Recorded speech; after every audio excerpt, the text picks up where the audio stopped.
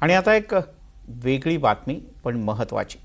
मंत्री पंकजा मुंडे यांच्या संपर्क कार्यालयाचं अंबाजोगाई इथे उद्घाटन करण्यात आलं. यावेळी पंकजा मुंडे यांनी आपल्या भाषणातून लोकसभा निवडणुकीतल्या पराभवाबद्दल तसंच विधानसभा निवडणुकीतल्या घडामोडींबद्दल सूचक भाष्य केलंय. माझ्या विरोधात कारस्थान केलेला माणूस आज दाखवा कुठे आहे? माझ्या हृदयात पाप नाही, देवाचा साक्षात आशीर्वाद आहे, असं पंकजा मुंडे म्हणाल्या. माझ्या विरुद्ध कारस्थान केलेला कोणताही माणूस आज जागवा कुठे दाखवा, कारण माझ्या हृदयामध्ये पाप नाही, देवाचा साक्षात आशीर्वाद.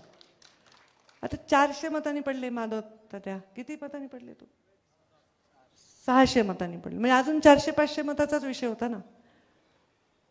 म्हणजे हे होत राहतंय राजकारणात. मी पण पडले, पण ज्यांनी हे केलं ते पुन्हा नकाशावरून गायब होतं, ते लक्षात ठेवा.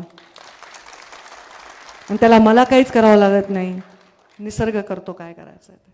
चांगलं काम करणाऱ्या माणसाच्या पाठीविषयी सगळ्या शक्ती एक येतात, सगळ्या शक्ती.